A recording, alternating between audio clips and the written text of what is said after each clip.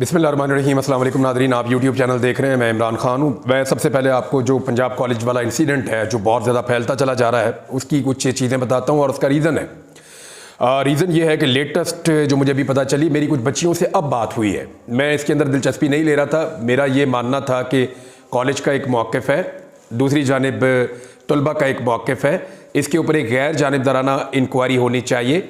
चाहे इसके ऊपर एक पार्लिमानी कमेटी बना दें, 2 बंदे पीटीआई के ले लें, 2 बंदे नून लीग के ले लें, अपोजिशन और हुकूमत मिलकर बैठ जाएं, 2 खवातीन भी बैठ जाएं ताकि बच्ची का मामला है और इसके ऊपर इंक्वायरी कर लें और जो फैक्ट्स हैं वो कौम के सामने ले आएँ कि जी ये सच है और ये झूठ है, ताकि मामला दूध का दूध और पानी का पानी हो जाए, या कोई जुडिशल एक इंक्वायरी इसके ऊपर करवा दें। तो मुझे लगता था कि ये चीज़ें होनी चाहिए और मैं समझता था कि ये हो भी जाएगा, लेकिन साथ ही साथ मैं तशद्दुद की मजम्मत कर रहा था जो सबको करनी चाहिए, कि किसी को कोई हक नहीं पहुँचता कि जो कॉलेज और स्कूलों के बच्चे हैं उनको लहू लहान कर दिया जाए। लेकिन अब मुझे इत्तला मिली है कि कुछ बच्चियों को, अभी मेरी बात हुई, उन्होंने बताया जी कि हमें बुलाया गया FIA के दफ्तर में और बुलाकर में बिठाया गया काफ़ी देर तक और फिर कोई भी नहीं था वहाँ पे। फिर हम वापस जा रहे थे, फिर दोबारा कॉल आ गई कि जी नहीं आप FIA के दफ्तर पहुँचे, वहीं बैठे हैं आप। तो वो बच्चियाँ बेचारी दोबारा चली गई। तो एक सब इंस्पेक्टर था जिसने उनको डील किया, यानी कोई लेडी ऑफिसर भी नहीं थी वहाँ पे, सब इंस्पेक्टर ने डील किया दोनों बच्चियों को, और ना सिर्फ डील किया बल्कि उनसे उनका एक मोबाइल फ़ोन भी ले लिया, उनको थ्रेट भी किया, उन्हें यह भी कहा कि आपको लॉकअप के पीछे डाल देंगे, आपको बंद भी कर सकते हैं, लेकिन अभी हम फिलहाल आपको छोड़ रहे हैं। और उनसे बड़े सख्त किस्म की ज़बान इस्तेमाल की उन बच्चियों के साथ, उनको हिरासा किया गया। उन बच्चियों ने यह बताया कि वो मीडिया को गालियाँ भी दे रहा था और ख़ास तौर पर उसने मेरा नाम लिया कि जी हम इमरान रियाज को भी ये कर देंगे वो कर देंगे, वो भाई तूने जो करना ना तू कर ले, तेरे से बड़े बड़े जो है ना पहले जोर लगा लगा के थक गए, सारा कुछ तुम लोगों ने करके देख लिया, एक केस आज तक तुम लोग साबित नहीं कर सके, हमेशा गूं खाया। FIA ने मेरे ऊपर कितने सारे मुकदमे किए, एक भी केस आज तक FIA साबित नहीं कर सकी। झूठे मुकदमे में पकड़ के औरिया मकबूल जान साहब को बंद किया हुआ है, इससे पहले भी सहाफियों को पकड़ पकड़ के बंद करते रहे हैं, एक केस आज तक FIA साबित नहीं कर सकी। अदालत के अंदर ये बगलों में मुंह छुपाते हैं जाके, इनके पास जवाब नहीं होता जज साहब को देने के लिए, वहां पे ये कोई चीज साबित नहीं कर सकते और अब कह रहे जी एक नया मुकदमा बनाएंगे। और भाई लोगों पे टॉर्चर होगा तो मैं बोलूंगा, जब बच्चों का खून बहेगा तो मैं बोलूंगा, जब आप बच्चों को सड़कों पे मारेंगे तो मैं बोलूंगा, जब आप पुलिस वाले बच्चों पे आंसू गैस फेंकेंगे, बच्चों को टॉर्चर करेंगे। हमारे अपने बच्चे कॉलेज में स्कूल में जाते हैं, तो क्या मैं नहीं बोलूंगा? क्यों नहीं बोलूंगा? मैं तो अपने बच्चों के साथ खड़ा हूंगा, मैं तो बच्चों के हक में बात करूंगा कि भाई ना मारो। वो पूरा मना एहतजाज कर रहे हैं, उनकी बात सुन लो, इंक्वायरी करवा लो, उनको जवाब दे दो। अब चंद सवालात हैं जो पैदा हो गए हैं, मैं आपके सामने रख देता हूं। एक तो जो ये बहुत सारे लोग अब आकर कहना शुरू हो गए हैं कि ये वाकया हुआ ही नहीं, तो मुमकिन है कि ना हुआ हो। ये वाकया हुआ है या नहीं हुआ, बच्चों का खून बहा है, बच्चों को चोटें लगी हैं, दर्जनों बच्चे अस्पतालों में पहुंचे हैं, पुलिस ने और गार्ड्स ने बदतरीन लाठीचार्ज किया है, बच्चों को गाड़ियों के साथ टक्करें मारी गई हैं, बच्चों को जो है वो बच्चियों की हालत गैर हो गई, मार खा के उनको अस्पताल पहुंची है बेचारी। ये सारा कुछ तो हुआ है ना, इसकी कौन मजम्मत करेगा? वो एक्चुअली मामले की रिपोर्टिंग इससे शुरू नहीं हुई कि कॉलेज में क्या इंसिडेंट हुआ था, वो तो इंक्वायरी होगी, पता चलेगी हुआ या नहीं हुआ। अभी सारे क्लेम कर रहे हैं कि नहीं हुआ, कोई ये नहीं बता रहा कि एक्चुअली वो बच्चा कौन था, लेकिन बच्चियां कहती हैं कि कोई एम्बुलेंस जरूर आई थी कॉलेज में, वो किसको लेकर गई ये अब तक नहीं पता। वो एक अलग कहानी है, उसके ऊपर तो मेरे ख्याल में जुडिशियल कमीशन या पार्लिमानी कमीशन बने और वो बन के इसके ऊपर फैसला करे, उसमें मैं बड़ा क्लियर हूं, क्योंकि उसमें मैं भी कुछ नहीं कह सकता, आप भी कुछ नहीं कह सकते, मैं उसमें तफ्तीश तो इदारों ने करनी है ना। और जिस तरह पंजाब हुकूमत ने अपने आप को पार्टी बनाया है इस सारे मामले में, तो वो तो तहकीक कर नहीं सकते। तो या तो एक जुडिशियल कमीशन बने या एक पार्लिमानी कमीशन बने, जिसके अंदर दूध का दूध और पानी का पानी हो जाए। बच्चों का मुतालबा भी यही है कि जनाब हमें इसकी इंक्वायरी करके आप दें। अब बच्चे एहतजाज करते जा रहे हैं, पंजाब के बाकी शहरों में निकल रहे हैं, लाहौर में निकल रहे हैं। मुझे ऐसे लगता है कि ये जो PMLN है ना, इनका एक बहुत बड़ा इशू है। ये जिसके हाथ में कागज और कलम देख लेना या जिसके हाथ में ये किताब देख ले, ये समझते हैं ये हमारा दुश्मन है। तालीम के साथ इनकी ऐसी दुश्मनी है, तालीम के साथ इनको ऐसा बुग़्ज़ है, इन्हें लगता है कि जो शख्स पढ़ लिख जाएगा वो कभी भी हमारा कारकुन नहीं बनेगा। इन्हें लगता है जो शख्स आला तालीम हासिल कर लेगा या उसको शऊर आ जाएगा तो वो हमसे सवालात करेगा और हमसे जवाब मांगेगा, तो इनके पास जवाब तो होता कोई नहीं है। तो इन्होंने बच्चों को बिला वजह अपना दुश्मन बना लिया।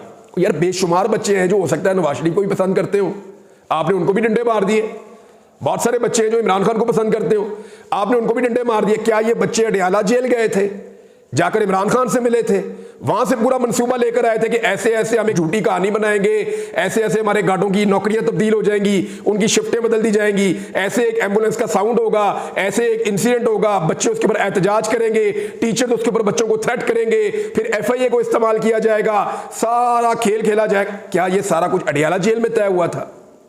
भाई एक कॉलेज के अंदर क्या हो रहा है क्या नहीं हो रहा हम तो नहीं जानते। अभी एक और खबर रिपोर्ट हुई है, मिसाल के तौर पे मैं आपको ये बता देता हूं।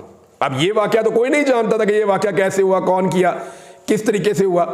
ये आप देखें, मैं आपके सामने रखता हूं। नादिर बलोच साहब हैं, उन्होंने एक FIR शेयर किया है और ये FIR पिंड दादन खान से है जी। ये पंजाब का पिंड दादन खान है, झेलम का इलाका, वहां से उन्होंने ये FIR शेयर किया है। FIR के अंदर जो है वो जो थोड़ा सा उर्दू मतन है मैं आपको बता देता हूं कि पिंड दादन खान में तालिबा के साथ ज्यादती का वाकया।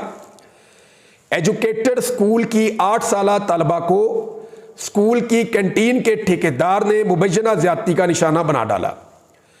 तालिबा के इब्तदाई मेडिकल टेस्ट में डॉक्टर्स ने ज्यादती की तस्दीक कर दी। पुलिस ने मुलजिम इम्तियाज को गिरफ्तार करके मुकदमा दर्ज कर लिया। ये एक वाकया है ना, तो ये दूसरा वाकया भी ऐसे ही रिपोर्ट होना था, इससे ज्यादा नहीं होना था। वो भी बच्चे प्रोटेस्ट कर रहे थे, एहतजाज कर रहे थे, आपने उनको मारना शुरू कर दिया। मुझे लगता है इन्हें खून चाहिए। यानी कोई एक आधा हफ्ता हो गया पाकिस्तान तहरीक इंसाफ के कारकुन नहीं निकले ना, तो ये लाठी चार्ज नहीं कर सके, खून नहीं बहा सके। तो ये जो पंजाब की जो गवर्नमेंट है ये ड्रैकुला लगती है मुझे। इनको खून पीने का शौक है, खून देखने का शौक है। तो जब शौक पूरा नहीं होता, लगता है नशा टूट रहा था, बच्चों को मारना शुरू कर दिया। भाई वो पुरअमन एहतजाज कर रहे थे, मैंने किसी जगह पे बच्चों को नहीं देखा कि वो पुलिस को मार रहे हो। ये पहले दिन की बात मैं कर रहा हूं, इवन दूसरे दिन भी बच्चे पहले पुलिस को नहीं मार रहे थे, बच्चे तो पुलिस को अंकल अंकल अंकल कह के पुकार रहे थे। बच्चियां ये कह रही थी कि अंकल आपके घर बेटी नहीं है, तो इस किस्म के सवालात वो उठा रही थी। वो दिल को छू जाने वाला जुमला है, मैंने पहले भी ये बात आपको बताई थी। अब वो बच्चे एहतजाज कर रहे हैं पुरअमन, आप उनको पुरअमन तरीके से कह सकते हैं। कॉलेज की इंतजामिया भी यही कर रही है अब, और गवर्नमेंट भी यही कर सकती थी। हम बच्चे इसकी इंक्वायरी कर लेते हैं, आप लोगों का मुतालबा जायज़ है, इसकी तहकीकात होनी चाहिए, हम तहकीकात करवा लेते हैं। जिन तहकीकात पे आप मुतमईन हैं उस तरह का हम बोर्ड, जैसे शेख हसीना वाजिद कहती थी ना तलबा को कि ये दहशतगर्द है। शेख हसीना वाजिद कहती थी ना ये रजाकार है। रजाकार एक्चुअली शेख हसीना वाजिद के पॉलिटिकल अपोनेंट्स को कहते हैं। यानी वो अपनी सियासत के लिए, हम तो यहाँ पे दहशतगर्द कहते हैं, हम तो यहाँ पाकिस्तान तहरीक इंसाफ के फॉलोअर कहते हैं, तो वहां पे रजाकार कहा जाता था कि ये रजाकार है, ये आतंकवादी है, रजाकार है। तो शेख हसीना वाजिद ये कहकर बच्चों को मारती थी। तो जो पंजाब की शेख हसीना वाजिद है उन्होंने भी इसी तरह का रवैया रखा हुआ है, और FIA के दफ्तर में बुला के आप बच्चियों को थ्रेट करवा रहे हैं। फॉर गॉड सेक यार इंसान बन जाए। बच्चों ने वही बात की है जो उन्होंने देखा, जो उन्होंने सुना। आप उसके अंदर तस्दीक कर सकते हैं कि नहीं बेटा, ये जो एम्बुलेंस आई थी ये एक्चुअली किसी और काम के लिए आई थी, ये जो गार्ड्स की जो तब्दील की है शिफ्टें, ये किसी और काम के लिए तब्दील की है। जो भी है आप उनको मुतमईन करें ना, इसके ऊपर इंक्वायरी करें, और गैर जानिबदारा इंक्वायरी होगी तो सबको यकीन भी आ जाएगा। अब बच्चों को मारने का कोई जवाब नहीं था। जो उनके ऊपर टॉर्चर किया गया वो गलत किया गया, वो जुल्म किया गया। 2 वाकयात और हुए हैं। एक वाकया एक और जगह से रिपोर्ट हुआ, ये खैबर पख्तूनख्वा में रिपोर्ट हुआ वाकया, और ये स्वाबी में निजी स्कूल के चौकीदार ने 4वीं जमात की तालिबा के साथ मुबैना तौर पर ज्यादती की है। इसका भी वाकया हुआ, और यहाँ पे भी बता रहे हैं कि जिसको गिरफ्तार कर दिया गया है। और इसी तरह एक पिंड दादन खान में वाकया हुआ, वहां पे भी गिरफ्तार कर दिया गया। तो देखें ये इशू तो है, ये इशू तो है पाकिस्तान में, और बच्चियों को महफूज बनाना हम सबकी रिस्पॉन्सिबिलिटी भी है।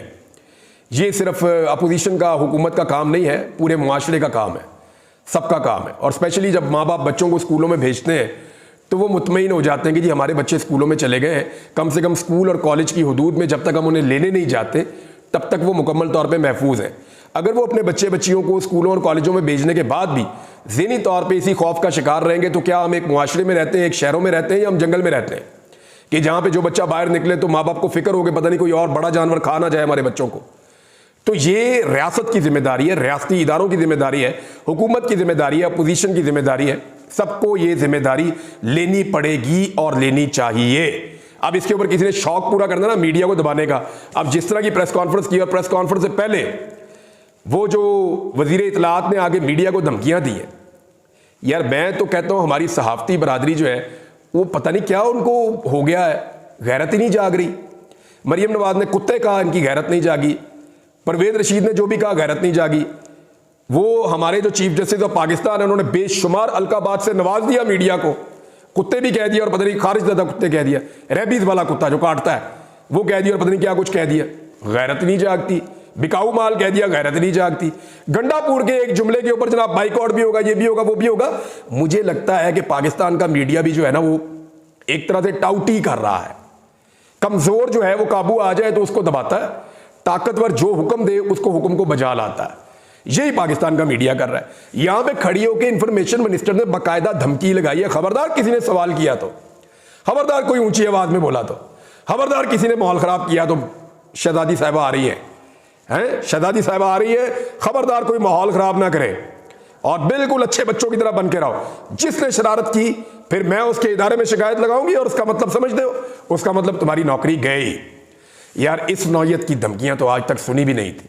यार दबे लफ्जों में तो लोग कह देते थे, नौकरी बाद का चली भी जाती थी। मुझे ये नून लीग वाले दफ्तर में आगे बैठ जाते थे, मुझे कई दफा इन्होंने मुअत्तल करवाया, कई दफा मुअत्तल करवाया, नाम ले सकता हूं मैं। परवेज रशीद मेरे दफ्तर आगे बैठ गया, फर्क करो इसको।